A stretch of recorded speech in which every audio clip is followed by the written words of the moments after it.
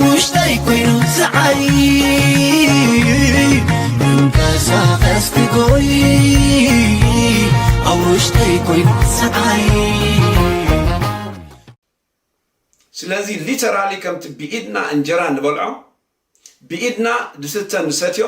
መሓይል ንረክብ ሊተራሊ ቃል በቃሉ ሰብ ብምርዳእን በእምነትን በፍልጠትን ብምስትውዓልን ክጸውም ከሎ ካብ መንፈስ ዓለም መግቢ ይቕበል ዘይረአ መግቢ ይቕበል ዘይረአ መግቢ ይበልዕ ዘይረአ መስተ ይሰቲ ካብ ቃል አምላኽ ይምገብ ካብ ምግላጽ ይምገብ ኣብ ልቡ ይምገብ ኣብ ሓሳቡ ይምገብ ውሽጣው ሰብ ይሃጥር ውሽጣው ሰብ ይጥዕዩ ውሽጣው ሰብ ይረጉድ ክብርን እግዚአብሔር ይሁን ስለዚህ ትራብዓይ ነጥቢ ምጻም ማለት ምብላዕ ማለት መንፈሳዊ ዓለም ሻሎም ሻሎም ህዝብ አምላኽ ከመቀኒኹም ከመያለኹም ክብርን እግዚአብሔር ይሁን ለሞን ሓድሽ አርእስቲ ሒዘልኩም መጽ የለኹ ሓቢርና ሎሚ ብዛዕባ ጾም ክንመሃር ኢና ክብርን እግዚአብሔር ይሁን ካብቶም ዓበይትን ቀንድና ርእስታት ናይ መጽሓፍ ቅዱስና ንሕና እውን ኣብ ህይወትና ኣዝና ክንለማመዶ ዘለና ነገር ማለት እዩ ብዙሕ ጥቕሚ ዘለዎ ጾም ስለዚ ከምቲ ኣብ ዝሓለፈውን ዝብሎ ዝነበርኩ ዝኾነ ነገር ክንገብሮ እንድሕር ኮይኑ ክርድአና ኣለዎ ሓደ ነገር ኩሉ ግዜ ክንገብሮ ዘይኽእለና ምኽንያት ካብቲ ቀንዲ ዘይምርዳእ እጂ ምርዳእ ኩሉ ነገር ኢለ ዝኣምን ስለዚ ሰብ እንድሕር ደኣ ንሓደ ነገር ክርድኦ ጀሚሩ ንኽገብሮ ኣዝዩ ቀሊል ስለዚ እቶም ጾም ኣብ ህይወትኩም ዝተለማመድኩም ጽቡቕ ወስኹሉ እየ ዝብለኩም ብፍልጠት ወስኹሉ ጾም ኣብ ህይወትኩም ኣገዳሲ እዩ እቶም ጾም ዘይተለማመድና ግና ምርዳእ የድልየና ከመይ ጌርና ንለማመድ ጾም እንታይ ማለት እዩ ብኸመይ መገዲና ንጾም ናይ ጾም ዕላማ እንታይ እዩ ዝብል ሎሚ ዘርዚርና ክንርኤና ማለት እዩ እታ መጀመርያ ንሪኣ ጾም ትእዛዝ ምዃን እዩ ንኹልና ህዝቢ ኣምላኽ ንኹልና ኣመንቲ ጾም ትእዛዝ እዩ ከምዚ ክትገብሮ ትኽእል ኢኻ ከይትገብሮ ኣይትኽእልን ኢኻ ኣይኮነን ሕጊ ከምኩን ዝነገረኩም ዘለኹ ኩሉ ግዜ ከምዚ ዓይነት ጾም ጸሎት ዝብል ርእሲ ሒዘኩም ክመፁ ከለኹ ጸጋ እንድሕር ተረዲእኩም ጥራይ እዚ ኣድማዕ ዝኸውን እዚ ትምህርታት ኣብ ህይወትኩም ጸጋ ክርስቶስ ከም ዝሞተልኩም ብኸምኡ ከም ዝድሓንኩም ብኸምኡ እግዚኣብሔር ከም ዝቕበለኩም ናይ እግዚኣብሔር ምሕረት ናይ እግዚኣብሔር ፍቕሪ ናይ እግዚኣብሔር ጸጋ እንድሕር ተረዲእና ጥራይ ኩሉ ዓይነት ትምህርታት ክርድአና ዝኽእል ወይ ኣብ ህይወትና ክሰርሕ ዝኽእል ማለት እዩ ስለዚ ጾም ትእዛዝ ይኽብል ከሎ ከም ሕጊ ከምኩን ዘቕርቦ ዘለኹ ግን እንታይ እዩ ኣብቲ ምዕራፍ 6 ጥቕሲ 16 ማቴዎስ ከምዚ ኢሉ ኣሎ ክትጾሙ ከለኹም እቶም ግቡዛት ጾማሞት ምዃኖም ብሰብ ምእንቲ ክረኣይ ገጾም የጸምልዎ እሞ ከማታቶም ጽምልዋት ኣይትኾኑ ዓስቦም ከም ዝወሰዱ ብሓቂ ብለኩም ኣለኹ ሕጂ ክጅምር ከሎ እንታይ ኢሉ ክትጾሙ ከለኹም ኣብቲ ናይ እንግሊዝ እንታይ እያ ትብል when you fast እያ ትብል if you fast ኣይብልኒ እንድሕር ዳ ጾምኩም ኣይብልኒ ጾም ከምዚ ክስታይ ኣይኮነን ከምዚ ኦልተርናቲቭ ኣይኮነን ክትጾም ትኽእል ኢኻ ክትጾም ኣይትኽእልኒ ኢኻ ኣይኮነን መብዛሕትና ኣመንቲ ዘይርድአና ዛስዋይና ብዙሓት ዘይንጾው ካብ ዘይምጻምና ከዓ ጥቕሚ ናይ ጾም ንኸስር ማለት እዩ ስለዚ when you fast እያ ትብል ኣብቲ ናይ እንግሊሽ ክትጾሙ ከለኹም እያ ትብል ስለዚ ግድን ክንጾም ከም ዘለና ኦብቪየስ ከም ርዱእ ገይሩ ወሲድዎ መጽሓፍ ቅዱስ ኩልና ክንጾም ከም ዘለና ቀሊል ኣይኮነን ጾም ምቾት ኣይኮነን ስለዚ ሰብ ክጾም ዘይፈቱ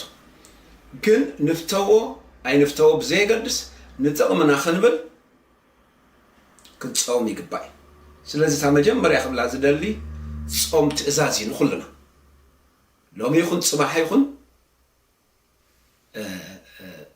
ባይ ሁክ ባይ ክሩክ ኣብ ህይወትና ክንለማመዶ ዘለና ነገር ይጾም ክብርን እግዚአብሔር ይኹን ቶም ጾም ድፈተልኩም ትፈልጡ ኢኹም ብዙሕ ውግእ ኣለዎ ትገሊእ ሰብ ንሰዓታቱን ክጾም ኣይክእልን ገሊእ ሰብ ጾምን ክዘልል ኣይክእልን ቁርሱን ክዘልል ኣይክእልን ትገሊእ ሰብ ቁርስን ምሳሓኑን ክዘልል ኣይክእልን እቲ ገሊእ ሰብ ንሓንቲ መዓልቲ እውን ክጾም ኣይክእልን ትገሊእ ሰብ ንኣርባዕተ መዓልቲ ይጾም ንሰለስተ መዓልቲ ይጾም ስለዚ እንድሕር ዳ ብምስትውዓል ክንፀውም ክኢልና ብፍልጠት እንድሕር ጌርናዮ ሬክለስ ክንከውን የብልናን ብዘያፍልጦ ይፅዎም ኢልና እንድሕር ፀምና ንጥዕናናውን ኣስጋ እዩ ብዘይ ፍልጠት ኣመንቲ ክፀሙ ከለዉ ፅላለውን ከስዕበና ክእኒ ኣነ ፈልጥ እየ ተፀለሉ ኣመንቲ ይፈልጥ እየ ብሰንኪ ፆም ዝሞቱ እውን ይፈልጥ እየ ጥዕንኦም ዝሰኣኑ እውን ይፈልጥ እየ ብዙሕ ሓደጋ ከገጥመካ ክእል እዩ ብሰንኪ ፆም ምክንያቱ ፆም ክትፀውም ከለካ ውግኢኻ ትእውጅ ዘለኻ ፆም ክትፀውም ከለካ ንመንፈስ ዓለም ገዛእ ርስኻ ኢኻ ትኸፍት ዘለኻ ስለዚ ፀልማት ይኹን ብርሃን ክመፀካ ክእል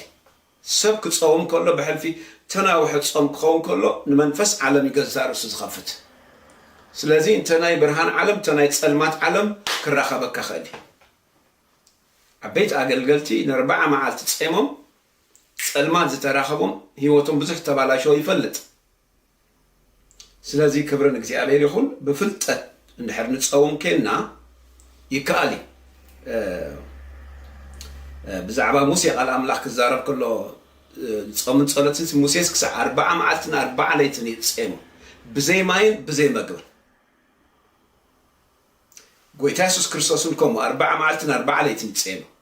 ብዘይ ማይን ብዘይ መግብን ስለዚ ይከኣል ከምኡ ፅሙ ይኮንኩን ዝብለኩም ዘለኹ ምክንያቱ ብዘይ ፍልጠት ተጌርኩሞ ኣብ ሓደጋ ክትወድቁ ስለ ትኽእሉ ግን ፆም ይከኣል ሰብ 40 መዓልትን 40 ለይትን ብዘይ ማይን ብዘይ መግብን ክኸይድ ይኽእል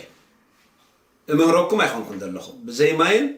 ብዘይ መግብን ፅሙ ይኮንኩን ድብል ዘለኹ እንኳን ዶ ን40 መዓልቲ ንሓንቲ መዓልቲ እውን ሓደገኛ ወይ ንሰሙን እውን ሓደገኛ ንሰለስተ መዓልቲ እውን ሓደገኛ እንተዘይተላሚድኩሞ ብፍልጠት ተዘይጌርኩሞ ማለት እዩ ብፀጋ ተዘይጌርኩሞ ንኣብነት ሙሴ 40 መዓልትን 40 ለይትን ፀሙ ክንብል ከለና ብዘይ ማይ ብዘይ መግቢ ብፀጋ ይፀሙ ቬሪ ኢምፖርታንት ጎይታ ኢየሱስ ክርስቶስ 40 መዓልቲ 40 ለይቲ ብዘይ መግቢ ብዘይ ማይ ፀሙ ክንብል ከለና ገለ ኣመንቲ ብመግቢ ጥራይ ዝፀሙ እዩ ዝመስሎም ሙሴ ቃል ኣምላኽ ከድኩም አንብቦ ብዘይ ማይን ብዘይ መግብን ይፀሙ ስለዚ ብፀጋ እዮም ፀሙ ጎይታ ኢየሱስ ክርስቶስን ብፀጋ ኣምላኽ ይፀሙ ሙሴ እውን ብፀጋ ኣምላኽ ይፀሙ 40 መዓልትን 40 ለይትን ብዘይ ማይ ብዘይ መግቢ ክትከይድ ዝገብረካ ፀጋ ኣምላኽ ስለዚ ካብቲ ሓደ ሎም መዓልቲ እንመሃሮ እግረ መንገድና ብዛዕባ ፆም ብፀጋ ንፁም ብሕጊ ኣይኹን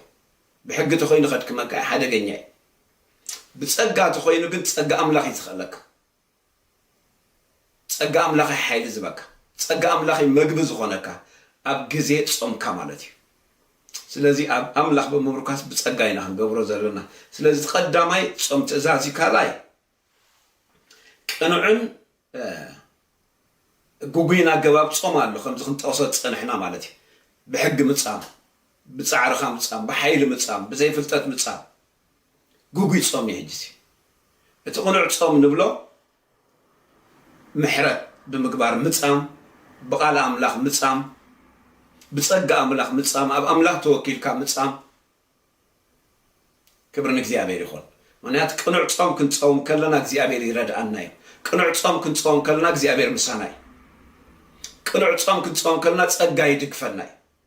ቅኑዕ ፆም ክንፀውም ከለና ምስ እግዚኣብሔር ንራኸብ ኢና ስለዚ ምሕረት ኣገዳሲ እዩ ቅንዕና ኣገዳሲ እዩ ብቃል ኣምላኽ ምፃም ኣገዳሲ እዩ ኣብ ኢሳያስ ከምኡ ኢልዎ ኣሎ ምዕራፍ 58 ካብ 3 ክሳብ 4 ክንፀውም ከለና የእምሮና ባዶ ክኾን የብሉን ክንፀውም ከለና ኣእምሮና ብቃል ኣምላኽ ተዘይተታሒዙ ልብና ብቃል ኣምላኽ ተዘይተታሒዙ ብምስትንታን ተዘይተታሒዝና ሓደገኛ እዩ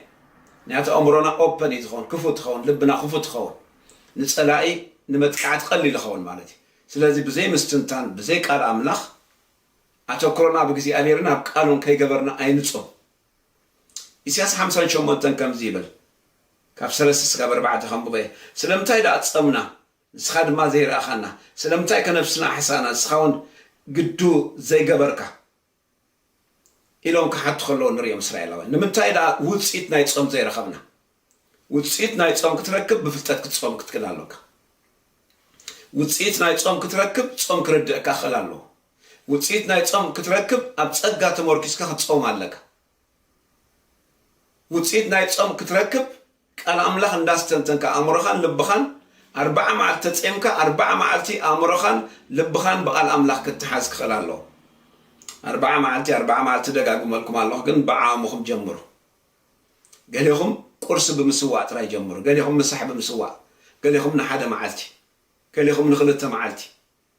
كبرنا لا ياخذ سلازي كم تعقم نخن كيد كن كلالون كم تاتل ما مدني صقات له كن نحرنا تردنا خيد انه ويحكن كيد خليل سلازي اساس 50 شمونتن كاب 3 كساب 4 تخوم بلنا دحال نوب معلت صمتكم تتغباركم يخم تغبروا جزءاتكم دما نجزءاتكم دما تغفعوا مالهم حدي سرح هاي سرح يكون نعم نسرح بيزن دحر كينكا ندات صمكا تسرح له غزي له تمسرح كا يكون مسرح حتيات يكون ندات صمكا ابسرح موعل حتيات يكون انت حتيات انت يتخون انت علامه ناي صم ترسيكا لبخا بعلماو ነገር ተተحيز لبخا بسرحكا تتحيز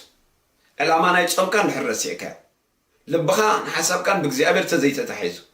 علامه صم كان ጸሎት كان ተዘይ ተረዲካ شي حتيات دخو እጌጋ دخو ስለዚህ ንጉዛአትኩም ትገፍዑም ኣለኹም ኢሉ እነሆ በአስን በክርክርን በሕሱም መውቃዕ ውስጥን ይኹም ትጸሙ ድምጽኹም ኣብ ላዕሊ ከም ዝስማዕ ጌርኩም ሎሚ ኣይትጸሙን ዘለኹም ስለዚህ ፍቕሪ ኣገዳሲ ፍረ መንፈስ ኣገዳሲ ምሕረት ኣገዳሲ ብዛዕባ ካልኦት ተሓስቦ ኣገዳሲ ምስ ካልኦት ዘለካ ዝምድና ኣገዳሲ ጾም ነዚ ኩሉ ክሽፉን ኣይክእልን ፍረ መንፈስ ኣብ ቦትኡ ኮይኑ ምሕረት ኣብ ቦትኡ ኮይኑ ፅሬት ልቢ ቦትኡ ኮይኑ ተወሳኺ ክትጾም ከለኻ ጾምካ ኣድማዕ ይኸውን ማለት እዩ ስለዚህ ጉጉይን ቅንዑን ኣገባብ ናይ ጸሎት ኣሎ ገሊኦም ሕዋትና እውን ኣብ ሶሻል ሚድያ ሪኦም ኣሎ ክመሩ ከለዉ ኣብ መጋግባ ኣሰታት ያ ከይተረፈ ጥንቃቐ ከም ዘድልየሎም ብዙሕ ብዛዕባኡ ኣይዛረብን እየ ክብርና ኣምላኽ ይኹን ይርድአና እዩ ነዊሕ ፄምና ደረቕ ክንበልዕ ከም ዘይብልና ከቢድ ምግቢ ክንበልዕ ከም ዘይብልና ፈሳሲ ክንወስድ ከም ዘለና ፎኪስ ነገር ክንወስድ ከም ዘለና ብዛዕባ ኣገባብ ኣጻውማውን ክምህሩ ገሊኦም ሰሚዕዮም ኣለኹ برقص حقيو ما ينداسة خاطرات تصومله قال فساسي ما يندحردا زو حدا كاخوينو يتدكم تلخا قال خالي فساسي كبصما اذا مسلوك توسط خليخا معلتي حدك زي مالتي ككم تلممدكا قلنا تعنانا بزيق ود مقديك خونا له تصوم مالتي كبرنا عملا يخون ترستيلو معلتو نسيكونا برقص سلازيك نوعن جوجين أجباب نايت صوم كرد علونا سالساي ترى سيزي كسب 4 معالتك نصوم نخلينا كبرنا عملا يخون it's possible تتحسس بهم نخفتي تصومي يكون كنت لكم دون الله 4 معالتي جن سبس بتصدق أملاخ كموسيسي بزي ماي بزي ما جبنا 4 معالت خيد خلي نتقال أملاخ ينفرح حيو كبرنا عملا يخون أقدر أستخيد التوسطات عمودة تخبوكمي سلازي أبزت ساعات 34 إسرائيل شو عتن كسب إسرائيل شو مانتن كم بقولكمي زت ساعات 34 كم إسرائيل شو عتن كسب إسرائيل شو مانتن إخزيابير دمان موسى بزقالات زي مسخن مس إسرائيل كدان أتيمو زقالات زين عخات صحافة بولو إنجرا خيبر عن ماي كيستين أبو مس إخزيابير 4 معلتن 4 ليتن جبر بلنا دمان يتخيدان قالات تعسرت قالات أبتن صلات صحافة بلنا سلازم موسى ماي كيستين مجب خيبة لعه نربع مع الخمس جبرة زت 34 كاب 20 شوعة كسب 20 شمونتني قال سلنا موسى خما خاي موسى خماي موسى خماناي كبرنا إخزيابير يخون حجي كومون خد جبري كونكم تتابعكم دلنا جن سبسي أب أملاك تتوكلوا أب تسجان نحر توكلوا إخزيابير نحر مريح وسي بتسجى أملاك بزي ماي بزي إنجران 4 معلتون كخيد خلي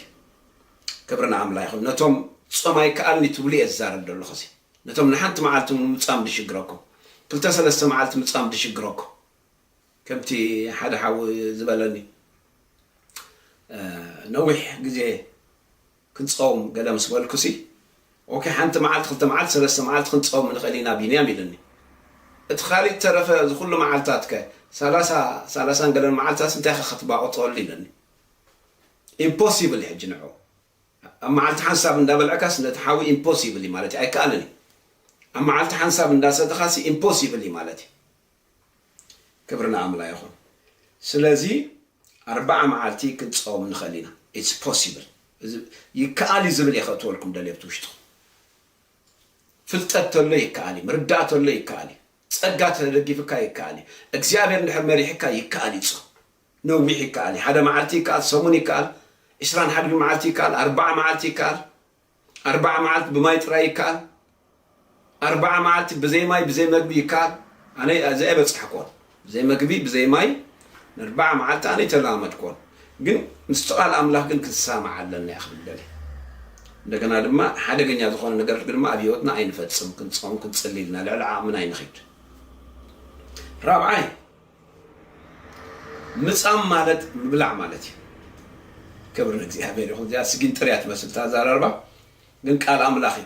ምጻም ማለት ምብላዕ ማለት ያፍት መንፈሳዊ ዓለም ሰብ ንምንታይ ደይጾም እንድሕር ዳይልኩም ጾም ምጻም ጥራይ ስለዝመስለይ ጾም ምሕሳም መግብ ስለዝመስለይ ጾም ዘይ ምብላዕ ስለዝመስለይ ግን ዋላ እንጀራ ይትብላዕ ዋላ ዝረአ ነገር አይትብላዕ ዝጭበጥ ነገር አይትብላዕ ዳምበር ጾም አፍት መንፈሳዊ ዓለም መግቢ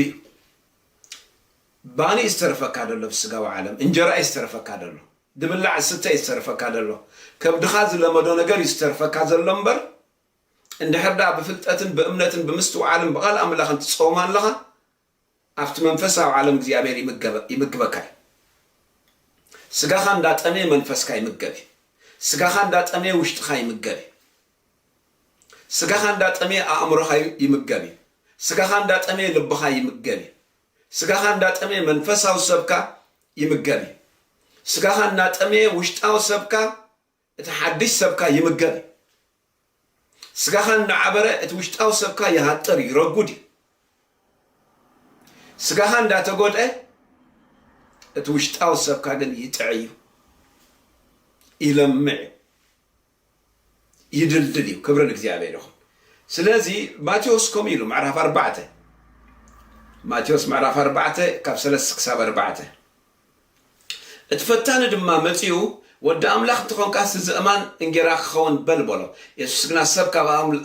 ካብ አፍ አምላክ ዝወጽእ ኩሉ ቃርንበር ብንጀራ ጥራይ ነበር ነው ጽሕፍ ኢሉ መለሰም ክብርና አምላክ እንታይ ዝብሎ ዘሎ አነ እንጀራ የምብላዕ አቋሪጽ እንጀራ ትትሪኦ ዘለኻ ባነን እንጀራን የምብላዕ አቋሪጽ እምበር ካብቲ ካብ አፍ አቦይ ዝወጽእ ካብቲ ካብ አፍ አምላክ ዝወጽእ ግን ይበልዕ ዘለኹ ይዝብል ዘሎ ካብ ቃሉ ይምገባለኹ ይዝብል ዘሎ ካብ ምግላጽ አምላክ ይምገባለኹ ይዝብል ዘሎ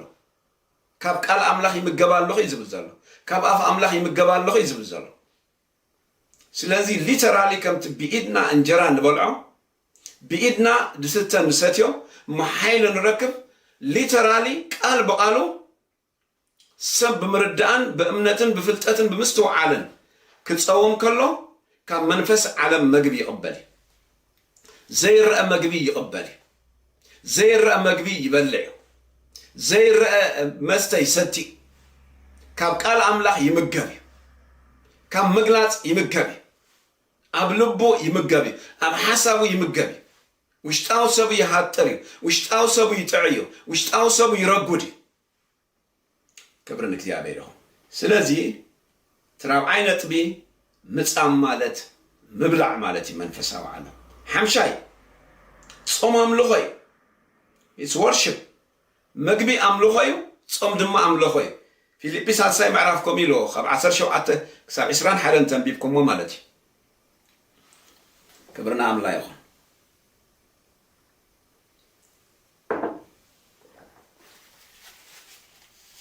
እስከ ከም ልባድና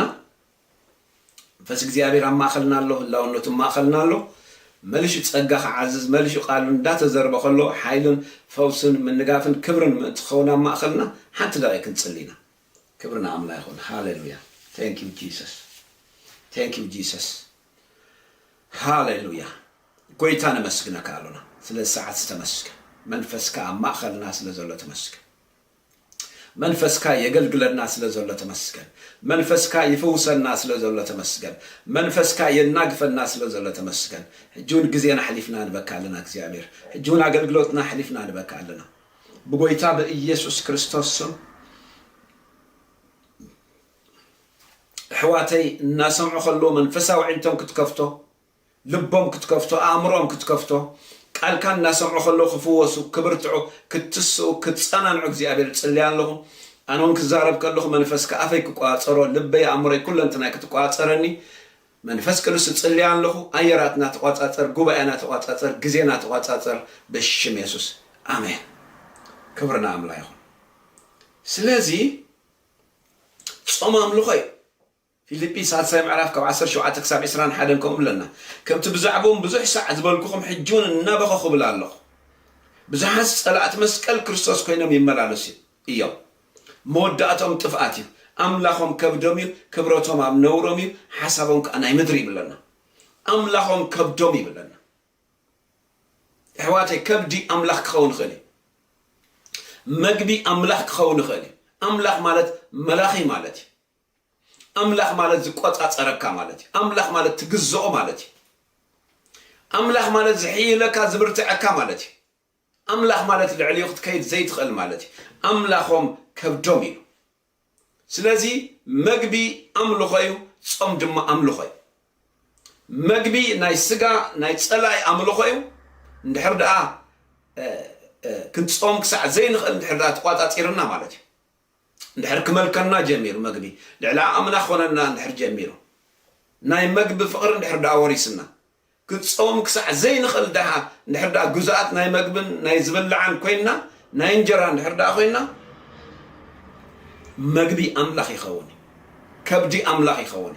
በንጻሩ ድማ ጾም ኣምልኾ እዩ እግዚኣብሔር ንኽብርኻ ጾም ኣለኹ እግዚኣብሔር ንኽብርኻ ቁርሰ ይስዋ ኣለኹ ሎሚ እግዚኣብሔር ንኽብርኻ ምስሐ ይስዋ ኣለኹ ሎሚ እግዚኣብሔር ንኽብርኻ ድራረ ይስዋ ኣለኹ ሎሚ እግዚአብሔር ንኽብርኻ ክንዲ ዝመዓት ጾም ኣለኹ ሎሚ እግዚአብሔር ንኽብርኻ ኣብ ክንዲ ነቲ ዘፍቅሮ መግቢ ይጭክን ኣለኹ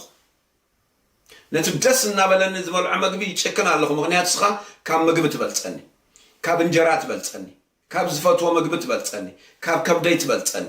ኣምልኾ እዩ ኣምልኾ መዝሙር ጥራይ ኣይኮነን ኣምልኾ ዜማ ጥራይ ኣይኮነን ጾም ኣምልኾ እዩ كبر نجزيابير هم قال أملاك تايب لنا بتبلعوه خن بتستيوه بتجبروه خلو بشم قويتنا يسوع كريستوس نخبر أملاك جبروه يبلنا نخل نجر أبي هو نخبر نجزيابير كن جبروه خلنا نجزيابير نبلغ ينازل لنا سلازي اتحمشاي صوم أملخي كنت صوم كلنا نجزيابير نبلغ ينازل لنا روميون كم بلنا 10 تخلته توصي حدا مالتي رومي 10 تخلته توصي حدا نسقاهم هياون قدسن أملاك بهذب بالمسوات غيركم كتقربوا بمحرة أملاك يبعدوكم الله نسقاهم ويدما نخلن تناهم هياو قدس نأملاك بهذب بالمسوات غيركم كتقربوا بمحرة أملاك يبعدوكم الله سلازي نسقاها أما سوو تمصو سلازي نسقاها أب حو تمصو سلازي نسقاها ناب سيف تمصو دليت كان يمقطات سيف مجبنا يمقتال سيف انجرانا يمقتال سيف كبدخا مسواتنا يمقبار مسوي تمصو نقول لنتناخ صوم أملخي صوم نجزيابير بهزبل أملخي كبر نجزيابير شرشاي صوم ملكعي منفسه وبقعاتي كم فؤاد أملخ بأمنة بمرد عن حردان صوم لنا صوم ملكعي منفسه وبقعاتنا لما يقرنطس كم بلنا كعشران حمشتن كسب 20 شوعته اتسقال الزبل بكل ነገር መጥين نفسي قتي بلنا ازياتهم نتحلافي اخليل ما انت قبول يا بلنا ስለዚህ اتسقال الزبل بكل ነገር መጥين نفسي قتي زلك كم ذا اولمبيكس اتلتس ዝገብሩ ይዛረበና አይደል ንምድራውን حلافن اخليل ما انت قبول لهم كما يجرون ገዛርሶም ዲሲፕሊን ከም ዝገብሩ نحنا قلنا نتسمياوي نايل زيوم نتمدراو نفسهم يقطعوا له زيوم نتمدراوي مقبوم يقطعوا له زيوم نتمدراوي انجرا يقطعوا له زيوم نتمدراوي متشوتهم يقطعوا له يسووا له نحنا قلنا نتزل عالماوي نزي حلف سلازي انا قوي الله خيلو قنا كمتين زي فلت زقوي ايكونكن لمكتال له كمتين نفاس زوق قنا ايكونكن انتهي زبل زلو علامة ينتصيره سلاز فلت ينفسي زقات زلو علامة ينتصيره سلاز رئية تصوم دلو علامة ينتصيره نمنتهي تصوم كم دلو سلاز ردانية تصوم دلو ንምንታይ ይጾም ከም ዘለኹ ስለ ዝርድአኒ እንጀራ ዝስውእ ዘለኹ ንምንታይ ይጾም ከም ዘለኹ ስለ ዝርድአኒ ከብደይ ዝስውእ ዘለኹ ንኻልኦት እናሰበኹ ርእሰይ ድርቢ ምእንቲ ከይከውን ንስጋይ እሰቂዮን እግዝኦን ኣለኹ ኢሉ ክብሪ ንእግዚአብሔር ይኹን ኢየሱስ ጎይታ እዩ ንኻልኦት እናገልገልኩ ኣነ እውን ብቑዕ ምእንቲ ክኸውን ንኻልኦት እናገልገልኩ ኣነ እውን መንፈሳዊ ምእንቲ ክኸውን ንኻልኦት እናገልገልኩ ኣነ እውን ንዓለም ንስጋን ሰይጣን ምእንቲ ክስዕር ንነፍሰይ የግዝኦ ኣለኹ ነፍሰይ የሰቂዮ ኣለኹ ይፀውም ኣለኹ ይፅሊ ኣለኹ ክብሪ ንኣምላኽ ይኹን ሻብዓይ ጾም መንፈሳውነት እዩ ኣቐዲምና መንፈሳዊ ብቕዓት ኢልናዮ ምክንያቱ ክትጾም ከለኻ ፊት ኢኻ ልቀ ከምቶም ኣትሌትስ ኣብ ኦሎምፒክስ ኣብ ስፖርት ኣብ ውድድር ብቕዓት ኮይኖም ዝርከቡ እቶም ተወዳደርቲ ብዙሓት እዮም እቶም ስዒሮም ዝወፁ ግን ኣዝዮም ሒደት እዮም ንምንታይ ትልኩም ብቕዓት ጾም ካብቲ ኣብ ሂወትና ሓደ መንፈሳዊ ብቕዓት ዝህበና እዩ ክንጾም ከለና ኣብ ሂወትና መንፈሳዊ ብቕዓት ኢና ቢውልድ ንገብር كبر الإجابة له نخنصل منفسها بقعات نخنقلقل منفسها بقعات نعلم كنسرع منفسها بقعات نسجانا كنسرع منفسها بقعات يصو نسيطان كنسرع منفسها بقعات يصو كبرنا عم لا ياخذ سلازي صوم منفسها بقعات لنا خلاي لما منفسها ونت دماي حد خابت دين تصمول لمخناس سقاوان سلازخوناي مالت بسقا سلتتحسناي منفس عالم سلازي يردعناي منفس وان سلازي يكوناي بمنفس سلازي نملالسينا زي نصوم زي مصام سقاونتنا إذا ملكت حدا غزي نمنتاي بأسي يخون أب حوات نمنتاي مفل لا يخون أب بيت كريستيان نمنتاي بزح شجري في الترتيلكم حدا خابت مخنيات تصوم سلازين فلتي يسوس قويتاي تصوم سلازين فلتي سيطان كسع زلو أماني كتصوم كتصل له عالم كسع زلا أماني كتصوم كتصل خلالو سقا كسع زلو أماني كتصوم كتصل خلالو نزم سلس يوم كيسع عركا دما فقر كل كلني حدنت كل كلني فقاد أملاخ بزب أملاخ فتصم يكلني فقاد أملاخ بيوت كخ فتصم يكلني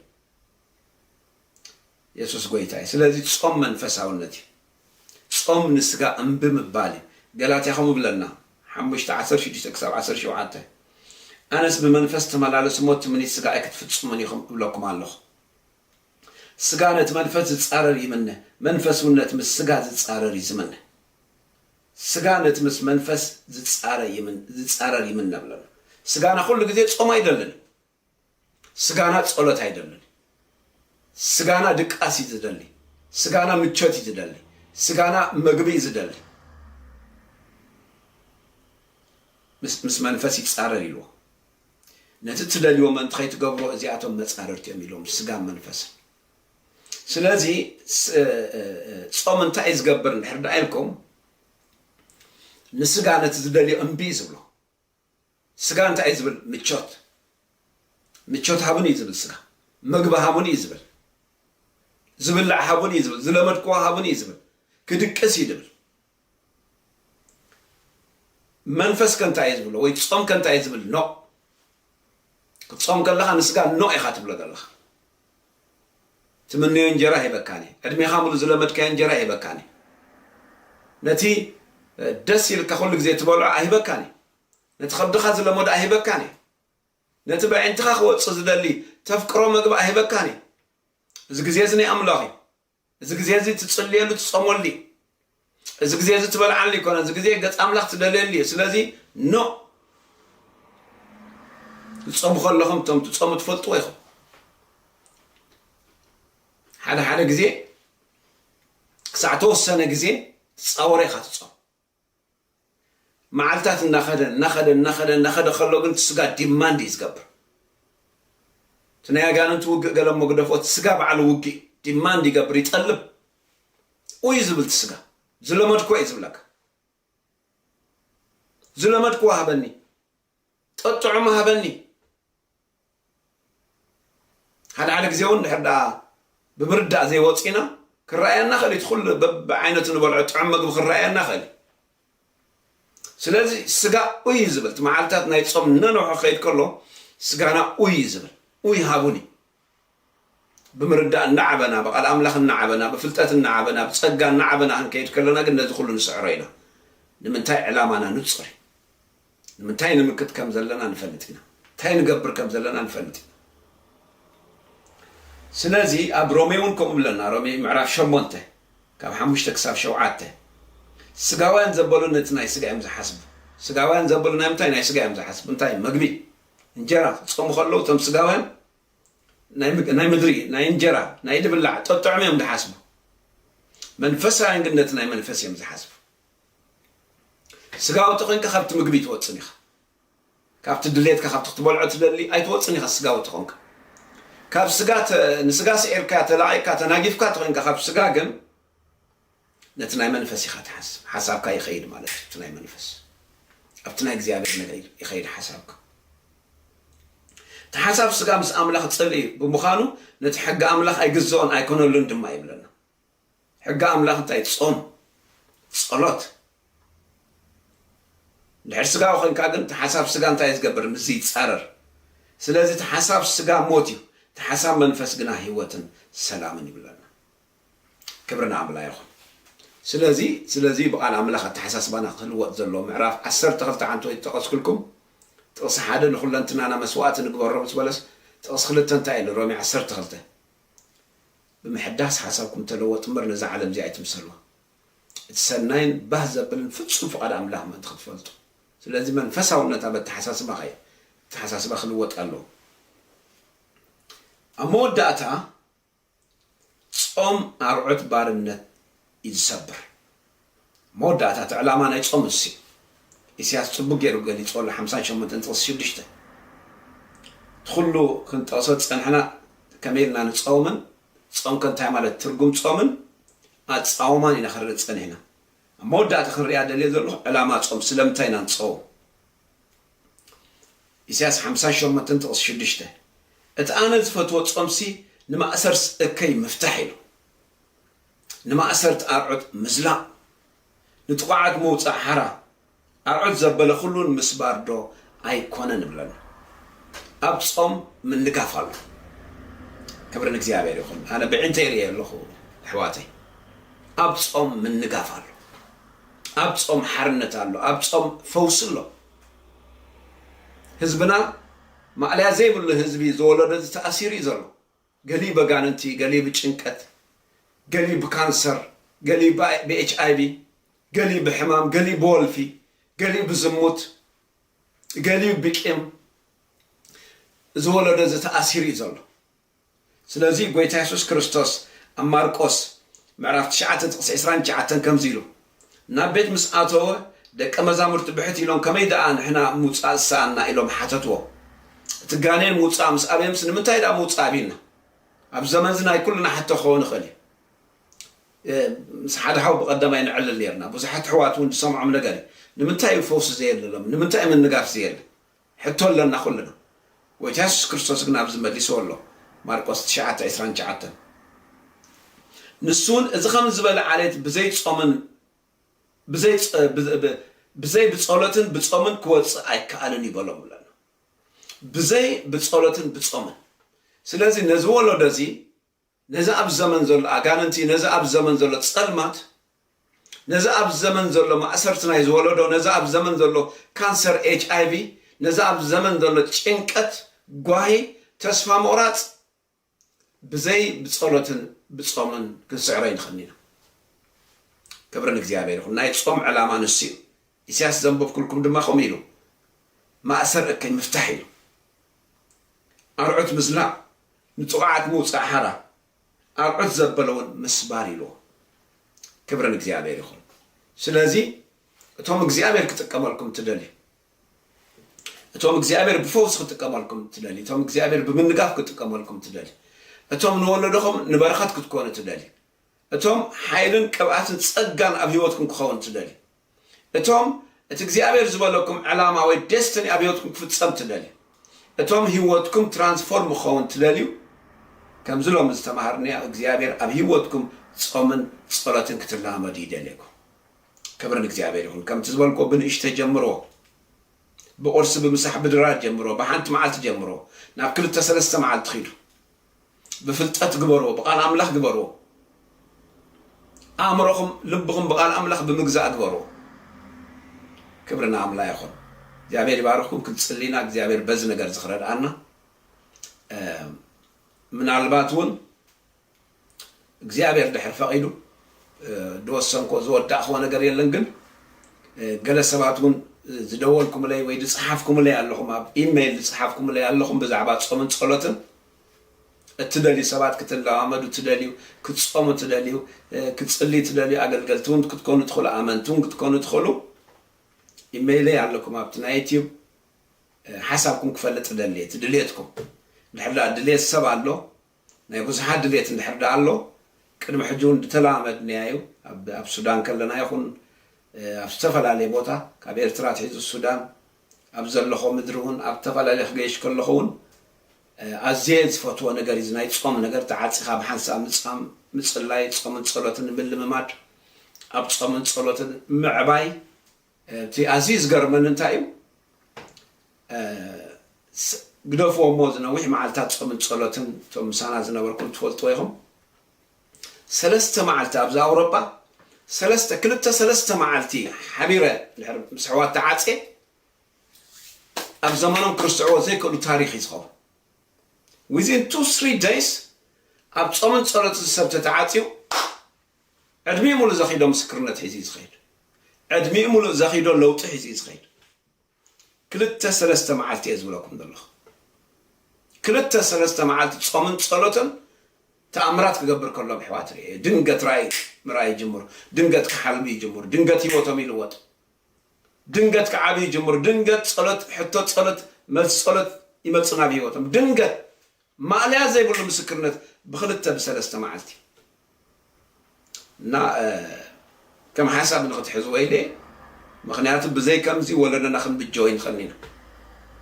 بزن خدو زلنا عكايدا ولا ناخذ بالجوين خلينا بزحات أقل قلتي تزاراري بلغ بز نجرسي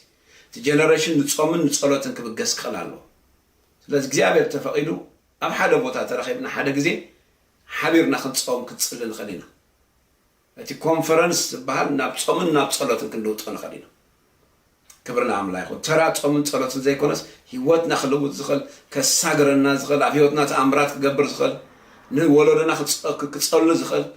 حدش نجار أبز جنريشن زي حدش نجار أبيوتهم كمتصزخل بفلتاتن بمردان بأكل سوشيال ميديا ترى يكونس بأكل أب حدا بوتا تراهيبك مصام مصلا يكالي ناز صور زي زخبدت أبلو بخم زلو أبتي إيميل أب يوتيوب لكم كتصحف لي تخليهم بروحاتكم كتصلينا هاليلويا ثانك يو جيسس ويتاك زيابير سلا قال كاتمسك جزيو خاين እግዚአብሔር ክንጾም ክንጽል ተደለና ስለዘለኻ ለልብና ተላዓሎ ስለዘለኻ እግዚአብሔር ነመስግነካ አለና ስለዚ ቃል ዝተመስገን ሕጂ ድማ ነዚ ግዜ ዝሕሊፈ በካለኹ ንሕዋቴ ሕሊፈ በካለኹ ብጎይታ በኢየሱስ ክርስቶስ ስም መመሊስና እግዚአብሔር እዚ ናይ ጾምን ናይ ጸሎትን ልምምድ ኣብ ህይወትና ክኸውን ይጽልይ ኣለኹ ወአምላኽ እግዚአብሔር ከምቲ ባሮትካ ኣብ መጽሓፉን ጽሒፎሞ ዘለው ብጾምን ብጸሎትን ታሪኽን ቅየር ዝብል መጽሓፍ بتصومن بتصلت الناس تاريخ زي እግዚአብሔር ክትለውጥ እጽልይ ኣለኹ بتصومن بتصلت تاريخ نختلوط እጽልይ ኣለኹ بጎይታ بኢየሱስ ክርስቶስ ስም بፍልጠት ዝግበር ጾምን ጸሎትን ኣብ ዘወለደ እግዚአብሔር ከተተሰጽ እጽልይ ኣለኹ ብምርዳእ ዝግበር ጾምን ጸሎትን እግዚአብሔር ኣብ ጀነሬሽን ከተተሰጽ እጽልይ ኣለኹ ሰራዊት ናይ ጾምን ጸሎትን እግዚአብሔር ከተተሰጽ እጽልይ ኣለኹ بጎይታ በኢየሱስ ክርስቶስ ስም ንሕዋተይ ናይ ጾምን ጸሎትን ሰራዊት ጌርካ ከተተሰጽ እጽልይ ኣለኹ بጎይታ بኢየሱስ ክርስቶስን ሓይል ክትዕጥቀብ እጽልይ ኣለኹ بጎይታ بኢየሱስ ክርስቶስን ምርዳእ ክትዕጥቀብ እጽልይ ኣለኹ بጎይታ بኢየሱስ ክርስቶስን ከይጾሙ ከይጽልይ ዝሕዞም ናይ ጸልማት ኣሰራርሓ ኩሉ ብሽም ኢየሱስ ክርስቶስን የንድደሎ ካብ ህይወቶም ሳት መንፈስ ቅዱስ ይብል ኣለኹ ሎሚ ይውረድ ኣብ ህይወትና ናይ ጾምን ናይ ጸሎትን መንፈስ በኢየሱስ ክርስቶስም ኣብ ህይወትና ይውረድ ሳት መንፈስ ቅዱስ ይውረድ ኣብ ህይወትና ሓዊ መንፈስ ቅዱስ ይውረድ ኣብ ህይወትና ሳት መንፈስ ቅዱስ ይውረድ ኣብ ህይወትና ሳት መንፈስ ቅዱስ ይውረድ ኣብ ህይወትና ናይ ጾምን ጸሎትን መንፈስ ገጽ እግዚአብሔር ናይ ምድላይ መንፈስ በሽም የስወለደኻ ብጾምን ብጸሎትን ታሪኽካ ብጾምን ጸሎትን ናይ ምቕያር መንፈስ ኣብ ልዕልና ይውረድ ብላ ኣለኹ ብሽም የሱስ ብሩኻት ኢኹም ኣሜን ዋው Thank you, Lord.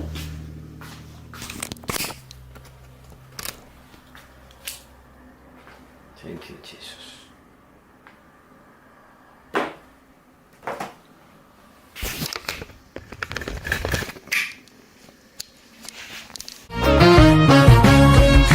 ساقستقوي أوش تايكوين زعاي منك ساقستقوي أوش تايكوين زعاي